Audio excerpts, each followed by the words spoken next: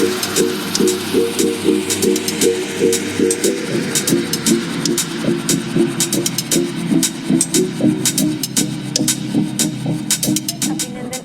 मैं पूजा जैन यहाँ पे जितने भी लोग बैठे हैं उनको तहे दिल से स्वागत करती हूँ आज के हमारे कार्यक्रम में। राजस्थान परिषद एक ऐसा कार्यक्रम ले आया है, मीट द आइकॉन। वैसे राजस्थान परिषद तो बहुत अनोखे प्रोग्राम ले आता है, लेकिन इस बार जो प्रोग्राम हमारे साथ है वो है मीट द आइकॉन। अभी आप सब यही सोच रहे होंगे कि मीट द आइकॉन है क्या। अब मैं आपको ये बता देती हूँ मीट द आइकॉन है क्या। एक्चुअली मीट द आइकॉन एक ऐसा कार्यक्रम है, हम उन लोगों से साक्षात रूबरू होते हैं जो आपके जीवन में बहुत संघर्ष का सामना करके सफलता हासिल करते हैं। तो आज हमारे साथ है चंचल जी बुत्रा जी। पहले एक बार इनके लिए जोरदार तालियां बज जाए। और साथ ही में उनकी पत्नी जी प्रभा जी बुत्रा जी, उनके लिए भी एक बार तहे दिल से स्वागत हो जाए। तो मैं कुछ बताना चाहूँगी चंचल जी के बारे में। चंचल जी का जन्म हुआ था बंगाल में और फिर उन्होंने बिजनेस बैंगलोर में कंटिन्यू किया था, लेकिन उनके हार्ड वर्क के साथ, उनके मेहनत के साथ उन्हें दुबई जाने का चांस मिला है और आज वो 23 ईयर से दुबई में काम कर रहे हैं। पहले तो उन्होंने निरमा एजेंसी खोली थी और प्लास्टिक का, लेकिन अब उनकी पत्नी जी और दोनों मिलके टी पाउडर का बिजनेस कर रहे हैं और उनकी पत्नी जी बहुत अच्छे से मार्केटिंग कर रही है। तो इतना अच्छा सपोर्ट लेके एक दूसरे का अच्छा बिजनेस कर रहे हैं, क्या बात है। और सिर्फ बिजनेस ही नहीं, मैं आपको बता दूं चंचल जी वहाँ पे जो तेरापन सभा है वहाँ के 2 इयर्स तक सेक्रेटरी रह चुके हैं और अब प्रेसिडेंट है और जो हमारी मैडम है वो कमिटी मेंबर है। तो एक बार जोरदार तालियां हो जाए इनके लिए। शुरू करने से पहले मैं आपको ये पूछना चाहूँगी कि ये जो राजस्थान परिषद है उसके ऊपर आपकी सोच क्या है?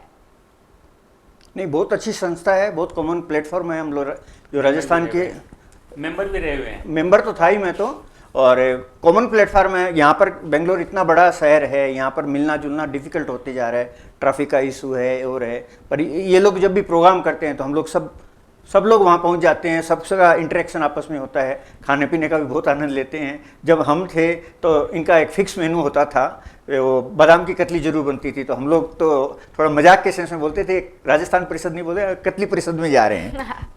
एक चीज़ मैं आप सबको बता दूं, जो हमारे आज के आइकॉन है उनको अपने जो अपना जो देश है, अपना जो मिट्टी है, उनसे इतना प्यार है कि जब वो दुबई गए थे साथ में अपने साथ अपना मिट्टी साथ में लेके गए थे। ये छोटी बात नहीं है, बहुत बड़ी बात है और बहुत इंस्पायरिंग बात है कि इस बात से हमको पता चलता है कि उन्हें अपने मिट्टी के और कितना प्यार है, कितना ज़्यादा प्यार है, ये देख सकते हैं हम। तो हम शुरू करें इंटरव्यू? जी जरूर। मुझे कुछ आपके बचपन में बारे में बताइए। आपका बचपन कैसा था? आपका स्वभाव कैसा था बचपन में? मैं हमेशा ही शांत स्वभाव का ही था और बचपन में प्यार, मतलब पूरे फैमिली में मेरे को बहुत प्यार मिला क्योंकि शांत स्वभाव का था। हैप्पी बेबी जिसको बोलते हैं आजकल की, तो उस समय भी मैं हैप्पी बेबी में था। तो मेरी मम्मी पापा दादाजी और सब लोग बहुत एडोर करते थे। मतलब मेरे दादाजी काफ़ी शौकीन किस्म के आदमी थे, वो कलकत्ता बॉम्बे इधर घूमने बहुत जाते थे। पर मैं जो ही 5-6 साल का हुआ, मेरी थोड़ी सी समझ विकसित हुई, तो जब भी उनका, उस समय तो सूटकेस नहीं होती थी, लोहे की बक्सा होती थी, तो लोहे की बक्स जब भी उनकी रिक्शा में रखती, मैं ज़ोर ज़ोर से चिल्ला के रोने लग जाता। तो उनको अच्छा नहीं लगता कि मेरा पोता रो रहा है। तो धीरे धीरे उन्होंने फिर कट डाउन कर दिया, कलकत्ता बॉम्बे सब बंद हो गया। तो उन्होंने एक बात कहा कि चंचल ने मुझे बांध लिया है, मेरा जाना बंद हो गया, इसलिए तो चंचल ने मुझे बंधन में, ये बंधन को आज के जो होते हैं ना नए नए गाने, उसमें एक मोह मोह के धागे हैं, तो वो मोह मोह के धागे में बांध लिया है। तो एक घटना तो ये है। मैं ये पूछना चाहूँगी आपसे कि आपका पैशन क्या था बचपन में? आपका कुछ सपना था बचपन में? बचपन में मेरे को आउटडोर गेम्स कभी भी पसंद नहीं थे, जाता भी नहीं था मैं। इंडोर गेम्स मेरे पापा ने सब तरह के ला दिए थे, तो वो फैसिलिटी बहुत थी। और बुक्स पढ़ना बचपन से, मतलब उस समय जो नंदन, पराग, चंपक इस टाइप की मैगजीन आती थी, वो सब पापा घर में लाते थे। तो मैं अच्छा साहित्य पढ़ने का हमेशा रहा। थोड़ा सा बड़ा हुआ, टीनेज का हुआ, तो थोड़े दिन तो गुलशन नंदा, रानू पढ़े, पर मेरे को पता नहीं, वो सब जमे नहीं। तो फिर मैं कमलेश्वर, मृदुला गर्ग, इस टाइप के जो लिटरेचर वाले हैं, बिमल मित्र का पूरा साहित्य, फिर शरद चंद्र का, रविन्द्रनाथ का, इस टाइप का लिटरेचर बंगाल में था, तो उनका प्रभाव रहता था। वो पढ़ा। फिर मेरे को एक्सपोजर हुआ तो मैंने इंटरनेशनल भी साहित्य, क्राइम एंड पनिशमेंट है, दस्तोयेवस्की है, टोल्स्टॉय है, इन सब के भी साहित्य मंगाए, ये सब भी पढ़े। तो काफ़ी मतलब ब्रॉड हो गया, जो संकुचित होती है नैरो माइंडेड। अभी तो 5-6 साल से जो नैरो माइंडेडनेस बढ़ रही है, तो ये हम लोगों की फैमिली में नहीं है। मेरे बच्चे भी बहुत साहित्य पढ़ते हैं, तो वो लोग और उनके दोस्त भी मुस्लिम क्रिश्चियन सब हैं, सबके साथ इंटरेक्शन करते हैं। कहीं उनको नहीं लगता कि मुस्लिम है तो ये ऐसे है, क्रिश्चियन है तो ये, वो सब नैरो माइंडेड हम लोग की फैमिली में नहीं है। मेरी एक बात बताता हूँ, बेंगलोर में मेरी मम्मी की डेथ हुई थी 91 में, 21 जुलाई को मेरी मम्मी की डेथ हुई। तो क्रिश्चियन आए, मुस्लिम आए, हिंदू, जैन सब आए उस जमाने में। एक बार जोरदार तालियां बजनी चाहिए इस बात पे। आप मुझे कुछ बताओगे आपके बचपन के बारे में? बचपन से ही वैसे फारबिसगंज में थी और हमेशा अव्वल होने की एक ये था कि बहुत ज़्यादा कि मैं फर्स्ट, हर चीज़ में फर्स्ट आऊँ, कुछ भी जीतने की एक बहुत ज़्यादा कंपटीशन में हमेशा टॉप की हूँ मैं। और धर्म ध्यान का मेरी मम्मी का बहुत ज़्यादा था, तो महाराज के ले जाना ये सब बहुत ज़्यादा था। ठीक है, जैसे इनकी हॉबी थी ज़्यादा बुक्स पढ़ना, ज़्यादा लाइक एकदम लाइक मेरा आर्ट की तरफ ज़्यादा था, मेहंदी, हिना और के प्राइज और भी लिए थे मैंने उस समय। बहुत की मेहंदियाँ मारनी, चाहे कुछ भी, मेरे को बहुत ज़्यादा शौक था वो सब, कसीदा करना, सूता करना, ये सब मतलब वैरायटी, मतलब बहुत ज़्यादा शौक था। मतलब आर्ट के और आपका इंटरेस्ट बहुत ज़्यादा था। चंचल जी, मैं आपसे ये पूछना चाहूँगी, अगर हम आपको एक टाइम मशीन दे और आपको ये कहा जाए कि आप अपने पास्ट में जाके कोई चीज़ को चेंज कर सको, या कोई ऐसा इंसिडेंट जो बुरा हो आप अच्छे में बदलना चाहो, तो वो कौन सा इंसिडेंट होगा? गांधी जी की हत्या को रोकने का। पहला आंसर हमको ऐसा मिला है, वरना हम कभी भी कुछ क्वेश्चन पूछेंगे तो वो अपना इंसिडेंट बताएंगे ऐसा ऐसा, लेकिन आपकी सोच। मेरे गुरु हैं महाप्रज्ञ जी। महाप्रज्ञ जी बोलते हैं कि उनके 4 गुरु तो उनके फेवरेट हैं ही, जैसे आचार्य भिक्षु हैं, फिर आचार्य कालुगनी जिनके हाथों से उनकी दीक्षा हुई, आचार्य तुलसी जिन्होंने उनकी शिक्षा, और जयाचार्य जी जिन्होंने काफ़ी ट्रांसफॉर्मेशन, 4 नंबर गुरु वो थे। तो इन 4 के अलावा गांधी जी उनके सबसे फेवरेट पात्र है। तो आचार्य महाप्रज्ञ जी को गांधी जी प्रिय हैं, तो मेरे को तो और प्रिय है, क्योंकि मेरे गुरु ही मेरे को मार्गदर्शन देते हैं। सही है, सही है। मैडम जी, अगर आपको टाइम मशीन दिया जाए और ये कहा जाए कि कोई चीज़ बदल सकते हो, तो क्या होगी वो चीज़?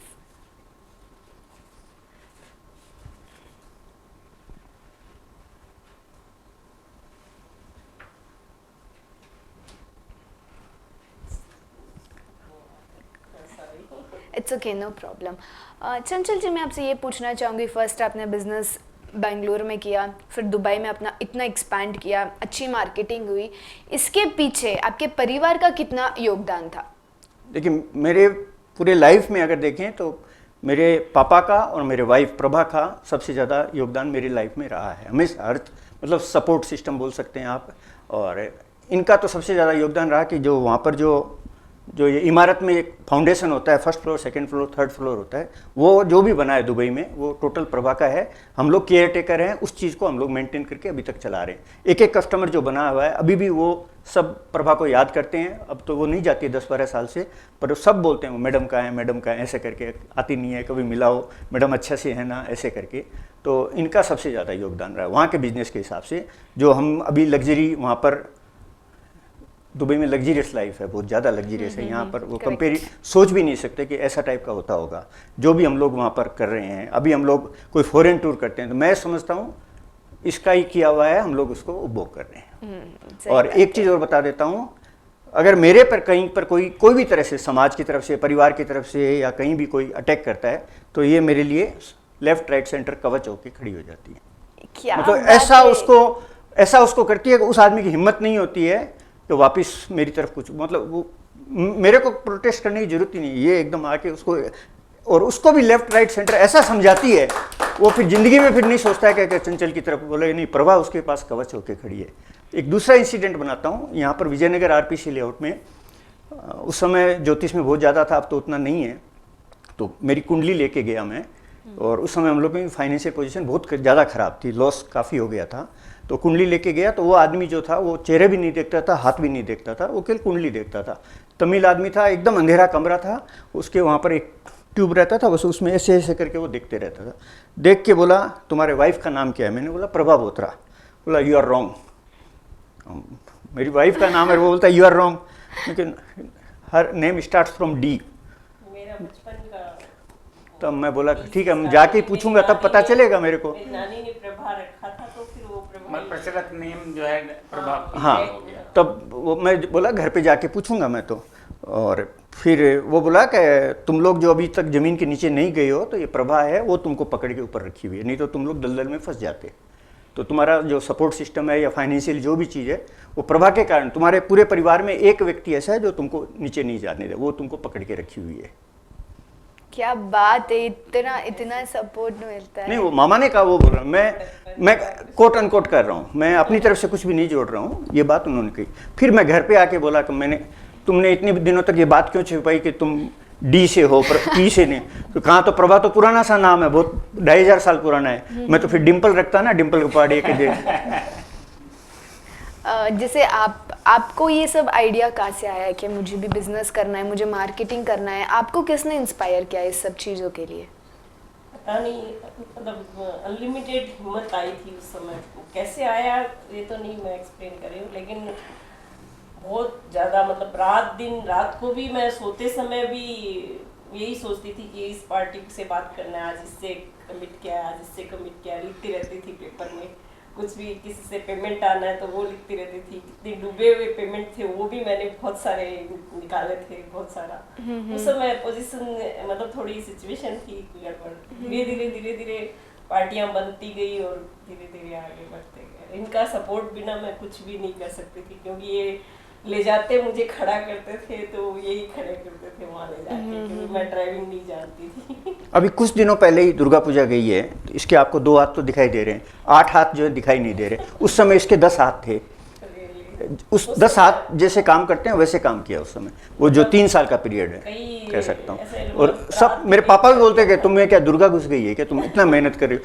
कहाँ, तो हाउसवाइफ थी यहाँ पर 16 साल तक, और फारबिसगंज में रही हुई है, तो कोई कॉन्वेंट में पढ़ी हुई है, वो भी एक बैकग्राउंड नहीं था। और कहाँ दुबई, जहाँ पर मतलब लीवर के, ब्रुक बॉन्ड के, कोको कोला के, वो लोग बाहर बैठे रहते थे कि मेरे को अपॉइंटमेंट दीजिए, डायरेक्टर से मिलना है। ये बोलते मेरे को अपॉइंटमेंट नहीं चाहिए, वो तो दरवाजा खोल के घुस जाती, वो डायरेक्टर ऐसे देखता क्या बात है। बोला सर 2 मिनट। 1 मिनट। अब हम लोगों ने फिल्मों में ये सीन देखा है, अमिताभ बच्चन संजीव कुमार के केबिन में घुस गया, त्रिशूल पिक्चर में देखा था, पर ये घुस के बोलते 2 मिनट, और 2 मिनट में मेरा प्रोडक्ट ऐसा ऐसा ऐसा समझा के आपको लेना है तो लीजिए। तब वो बोलता अच्छा 25 बैग भेज दो, और पानी का भी नहीं पूछते थे।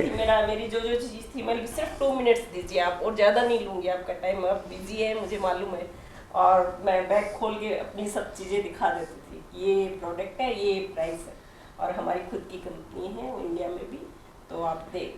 तो वो बोले अगली बार अपॉइंटमेंट दे देते थे, या फिर कुछ मतलब वापस जाके 3 महीने बाद जब ये जाती थी, चाय पियोगी, कोल्ड ड्रिंक पियोगी, वो लोग चला, कहाँ तो पानी का भी नहीं पूछते थे। ये इज्जत अपने कमाई, उसने खुद कमाई, इज्जत भी खुद कमाई। ये भी मुझे एक सवाल में मुझे पूछना है आपको कि आपको कभी किसी ने रोक टोक नहीं किया, जैसे लाइक आप ये क्यों कर रहे हो? फादर इन लॉ ने एक बार, जब, क्योंकि मैं हाउसवाइफ थी और लाडली थी बहू, मतलब एक बेटे की बहू, तो बहुत ज्यादा लाड था मेरा। हम लोग 4 जन के ऊपर 4 नौकर थे। बोलते मैं काम कराने के लिए नहीं लाया हूँ तुमको, तुम हम लोग के साथ मस्ती करो, बैठो, सब गेस्ट लोग के साथ बैठो, खिलाओ पिलाओ, सब ऐसे करो। लेकिन काम नहीं पसंद था कि तुम कपड़े धो, चाहे कुछ ऐसे घर का काम, कुछ भी किचन में बैठे रहना उनको पसंद नहीं था। तो फिर वो एकाएक दुबई में सिचुएशन ऐसी खराब हो गई थी उस समय, तो मेरे को भी ऐसे लगा कि नहीं, इन लोग, मतलब इन लोगों की प्रॉब्लम अपनी प्रॉब्लम है, तो मुझे उसको उनके साथ मिलके ही कुछ इन लोगों को पूरा ये करना है। तो फिर पापा को मैं साथ लेके 1-2 बार गई थी, क्योंकि मुझे कुछ आइडिया नहीं थी दुबई के बारे में। दुबई इस मतलब थोड़ा फॉरेन कंट्री, और फिर डर भी था थोड़ा। मेरे पापा आप चलो मेरे साथ, मैं थोड़ा करना चाहती हूँ। तो पापा बोले कि नहीं, चंचल ही नहीं कर पाया, वो नहीं कर पाए, तो अब कैसे होगा? तो मैं बोली कि नहीं, प्लीज़ प्लीज़ मुझे जाना है, एक बार मुझे मेरे साथ चलिए आप। तो मैं 1-2 दुकानें ऐसे जाने लगी पास वाली, तो पापा को साथ ले जाती, मैं एक्सप्लेन करती अपनी चीज़ें ऐसे करके। पापा को एकदम अच्छा नहीं लगा, कि मेरी बहू होके मतलब ऐसे काम करेगी, मतलब सबको दिखाना है, करना है, ये करना है। उनको मतलब वो एकदम सहन नहीं हुआ, आके बोले कि नहीं तुम बाहर नहीं जा सकती, घर के बाहर मुझे नहीं करवाना है ये सब काम तुमसे। फिर 3-4 दिन नहीं गए हम, 7 दिन नहीं गए। फिर वो बोले सिचुएशन ऐसी आ रही है कि दुबई छोड़ के जाना पड़ेगा हम लोग को, अगर मार्केटिंग ठीक से नहीं हुई तो उस समय फिर बाद में मैं बोली पापा मुझे अच्छा लग रहा है, आपकी अगर इजाज़त हो तो ही मैं बाहर रखूँगी घर के पैर। तो पापा बोले कि नहीं तुम कर सकती हो। तो फिर मैंने प्रणाम किया पापा को और उस दिन से बस वो चालू किया। पापा मेरा मतलब देवर बोल सकते हैं, इतना ज़्यादा मतलब अटैचमेंट था आपका। हाँ, और इतने मस्ती करना, हंसाना, मतलब कभी भी दुखी नहीं होने देते थे। कभी मैं फर्स्ट में जब मैं बोली ना कि अभी तक तो इतना घाटा लग रहा है कि भाई आज 30-20 लाख घाटा लगा, ये लगा, तो मैं बोला तुम कमाया कितना ये देखो, तुमने 25 लाख कमाया भी तो है, 20 लाख घाटा लगा तो वो छोड़ दो, तुम 25 लाख कमाने लायक तो बन गई। वो ताकत बढ़ती जाती थी एकदम। और ये मेरे को हर जगह ये पॉइंट पे जाना है, ये पॉइंट पे जाना है, ये पॉइंट पे जाना है, और मतलब मार्केटिंग तुम करो खुद। और फिर मैं अंदर जाके एकदम पूरा सपोर्ट। इस बात पे जोरदार तालियां बजनी चाहिए। चंचल जी, मैं आपसे ये पूछना चाहूँगी कि आप अपने परिवार, अपना समाज और अपने बिजनेस के बीच में आप तालमेल कैसे करते हो? वो टाइम मैनेजमेंट का ही एक है, और मतलब कहीं भी मेरे को स्ट्रेस लेके मैं कोई काम नहीं करता हूँ। मेरे को जो काम करना है, मैं रात को जो फाइनेंशियल क्राइसिस की जो बात होती है 97-98 में, मैं 9:55 पे सोता था, 10 बजे मेरे को नींद आ जाती थी। कोई ये नहीं कि करवट बदल रहा हूँ, सवेरे 4 बजे उठ गया, टेंशन हो गया, मेरे को नींद का हमेशा ही था। और पता नहीं वो मेरे को ऐसा था कि मेरे पापा की माँ, उनका नाम है जीवनी देवी, वो मेरे पापा को 3 महीने का छोड़ के गुजर गई। और जब 3 महीने का छोड़ के गुजर रही थी तो वो अपनी देरानी, जो पापा की काकी जी हैं, आंटी हैं, उनको बुला के बोली ये गहने की पेटी है, मैं आपको दे के जा रही हूँ, जुगराज बड़ा होगा, इसकी शादी होगी, तब गहने की पेटी जुगराज की वाइफ को तुम दे देना। तब वो रो रहे थे, सब पूरा परिवार रो रहा था कि वो यंग एज में डेथ हो रही थी उनकी। तो बोले ये तो 3 महीने का बच्चा है, बिना माँ के ये बड़ा ही कहाँ से होगा, कहाँ से इसकी शादी होगी। उस जमाने में बच्चे बहुत जल्दी डेथ हुए, ये सेप्टिक होता था, ये वो सब काफ़ी बीमारियाँ भी थी, ये कहाँ से बचेगा। तब बोली कि नहीं, मेरा जुगराज बड़ा होगा, बहू आएगी, पोते पोतियाँ होंगी, दोहिते दोहिती होंगी, सब होगा, पूरा भरा पूरा परिवार होगा। तो हम लोग जो आज आपके मेरे इंटरव्यू ले रहे हैं, मेरे दादी जी के आशीर्वाद से इंटरव्यू ले रहे हैं आप।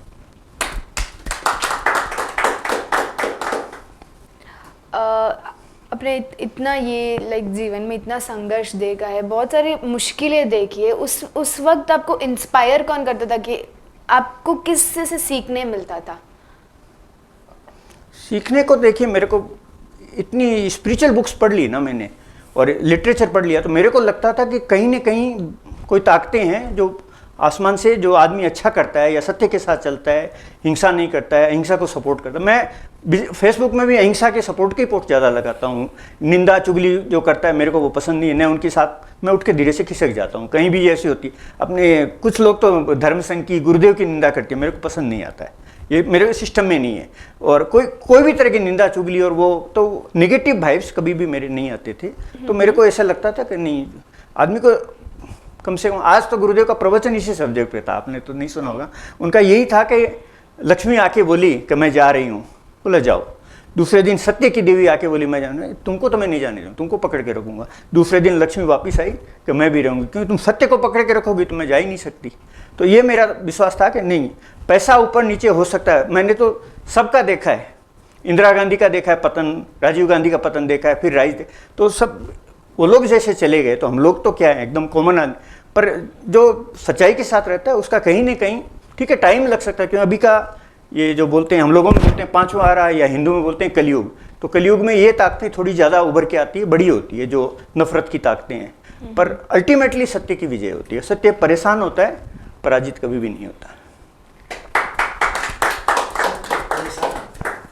कितनी अच्छी बात सिखाई है कि ज़िंदगी में हमें कभी झूठ नहीं बोलना चाहिए, झूठ की ओर जाना भी नहीं चाहिए, बस पॉजिटिव रहो और सच का साथ दो। बहुत अच्छी बातें सिखा रहे हो एक्चुअली आप हम सबको। और मैं आपसे पूछना चाहूँगी कि आप इतना कुछ मार्केटिंग का ये किया आपने, आपके लाइक बिजनेस को जो पूरा नीचे चला गया था उसको आप ऊपर ले आए, उस वक्त आपको किससे सीख मिलती थी, इंस्पायर किससे होते थे आप? वैसे मेरे पिताजी का बहुत ज़्यादा, पिताजी करते थे बिजनेस, तो मैं बहुत बार छुप छुप के उनकी बातें सुनती थी, छोटी थी तब। फारबिसगंज की बात होता है, बिहार में। तो वो सब व्यापारी से बात करते थे, किस टाइप से बात करते हैं, और फिर बहुत सारे सेल्समैन हैं, उनसे भी मैं बहुत अच्छे से सुनती थी कि वो कैसे बात करते हैं, कैसे एक्सप्लेन करना, क्योंकि मेरे को कोई ट्रेनिंग नहीं, पढ़ाई नहीं की हुई थी बड़ी, तो मुझे एक्सप्लेन करना ठीक से, मैं बोली ठीक से कर पाऊंगी या नहीं पाऊंगी, तो फिर उस समय वो सब भी बहुत ज़्यादा था। सही बात है, सही बात है। मैं आपसे पूछना चाहूँगी कि ये दुबई का जो आपने इंसिडेंट बताया था कि बहुत सारा प्रॉब्लम्स देखा आपने, लेकिन उसके अलावा आपकी ज़िंदगी में ऐसा कौन सा संघर्षमय दौर था और आप उस दौर से कैसे उबर आए? संघर्ष में दौर तो जो यहाँ पर 97-98 में फाइनेंस का प्रॉब्लम हुआ वही हुआ, और ओवरऑल तो मतलब खूब ज़्यादा पैसे वाले वेल ऑफ वैसे भी नहीं थे, पर हैप्पी लाइफ थी, सब चीज़ एंजॉय करते थे।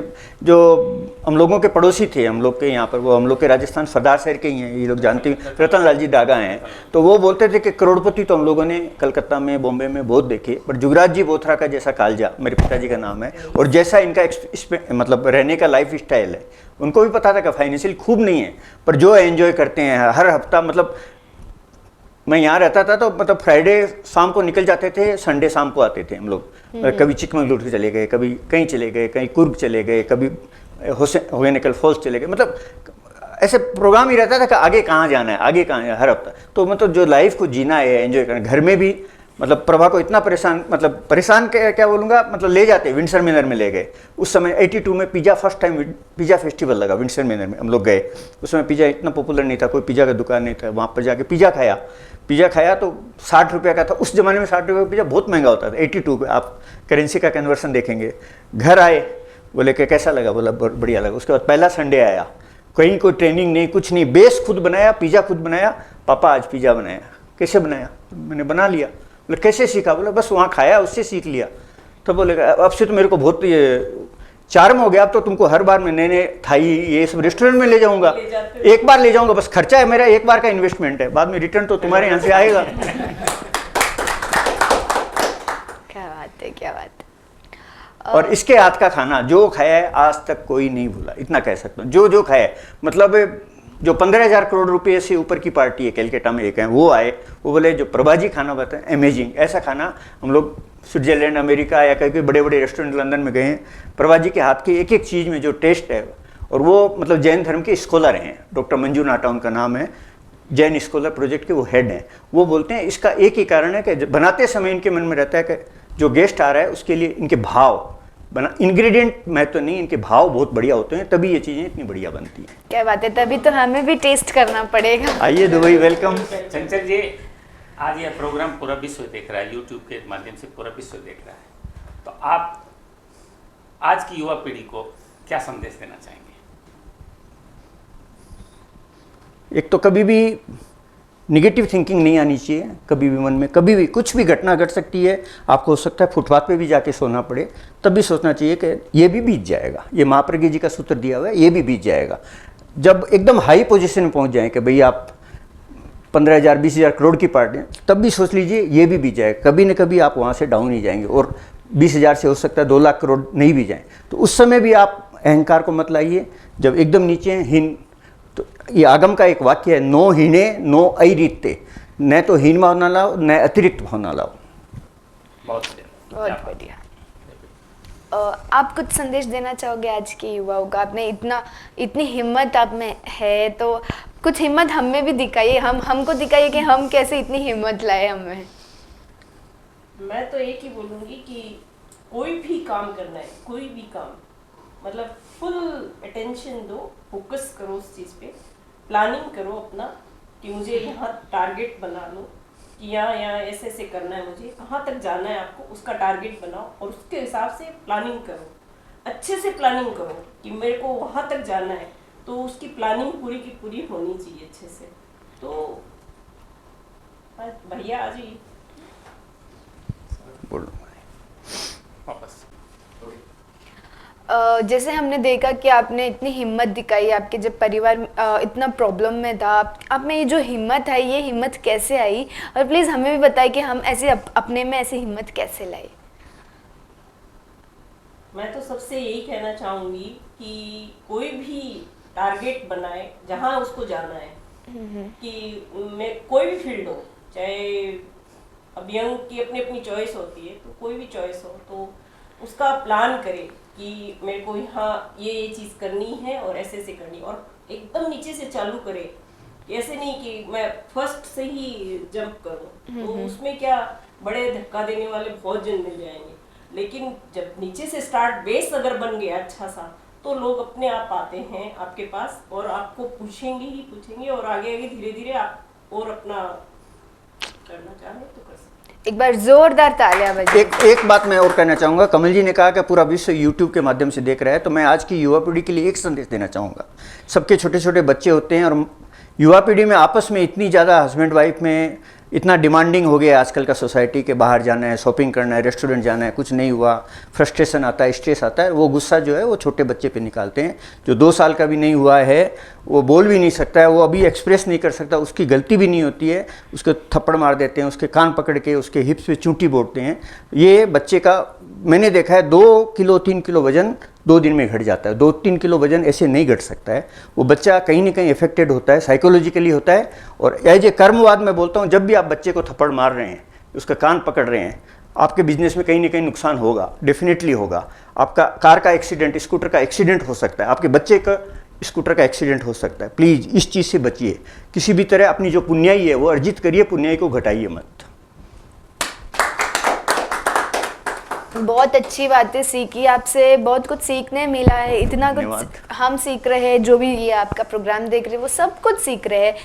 कुछ इस बीच कुछ हंसी मजाक हो जाए, कुछ मैं हंसी मजाक के क्वेश्चन पूछ सकती हूँ? जरूर जरूर। सेंस ऑफ ह्यूमर मेरे में बहुत ज़्यादा है, मैं सारा दिन इनको छेड़ता रहता हूँ। अच्छा, साले की वाइफ पर छेड़ ही सकते हैं। हाँ। ये ऐसे क्वेश्चंस है जहाँ पे आपको सिर्फ 10 सेकेंड्स मिलेगा आंसर करने, और ये दोनों के लिए है। प्लीज़ इतनी हिम्मत है आप में, आप ऐसे ऐसे नहीं कर सकते ना।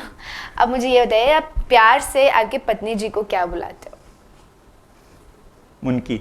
मुनकी। और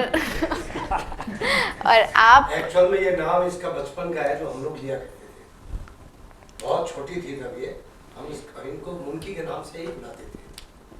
आप आपके हस्बैंड जी को प्यार से क्या बुलाते हैं? मैं तो साहेब जी। साहेब जी। अगर आपकी पत्नी जी आपसे रूठ जाती है तो आप किस तरह मनाते हैं? मैं 3-4 महीना बात नहीं करता हूँ। 3-4 महीने बात नहीं करते? ओ, ओके।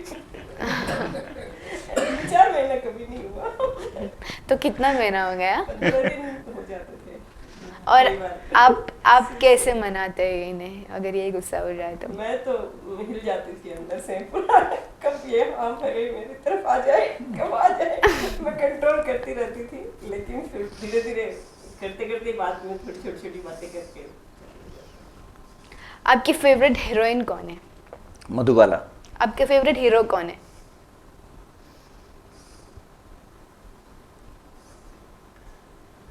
तो सोचना पड़ेगा, ये होते बार सिर्फ 10 सेकंड्स है तो भाई साहब तो एकदम ही हमारा नाम ले लो। आप ही नाम ले लो। सही बात है। फेवरेट हीरो कौन है आपका? वैसे ऋतिक अच्छा लगता है। यहाँ पे अगर हम कहें, आपने जैसे आपने पहले बताया था कि आपको सिंगिंग का शौक है ज़्यादा, तो मैं जानती हूँ कि आपकी वॉइस भी बहुत स्वीट है। अगर हम आपको कहें कि एक प्यारा सा सॉन्ग आपकी वाइफ के लिए आपको डेडिकेट करना है, तो वो कौन सा गाना होगा? और प्लीज़ 2 लाइन हमारे साथ प्लीज़ गुनगुनाइए। तुम न जानो तुम्हारा मुकद्दर हूँ मैं समझता हूँ तुम मेरी तकदीर हो। तुम अगर साथ देने का वादा करो, मैं यहीं मस्त नग में सुनाता रहूं। क्या बात है, बहुत अच्छा इंटरव्यू हुआ है आपका, बहुत सीखा हमने आपसे। आपने हम युवाओं को बहुत कुछ सिखा दिया है आपने। चंचल जी, आप राजस्थान परिषद के इस स्टूडियो में आए और प्रभा जी आप भी आए, बहुत बहुत धन्यवाद, बहुत बहुत साधुवाद। मैं राजस्थान परिषद का अध्यक्ष होने के नाते आपको बहुत बहुत साधुवाद देता हूँ। ये तो Thank देखिए you कहीं ना so कहीं मैं संयोगों में विश्वास करता हूँ। ये संयोग है कि मेरा परसों शाम को आना हो।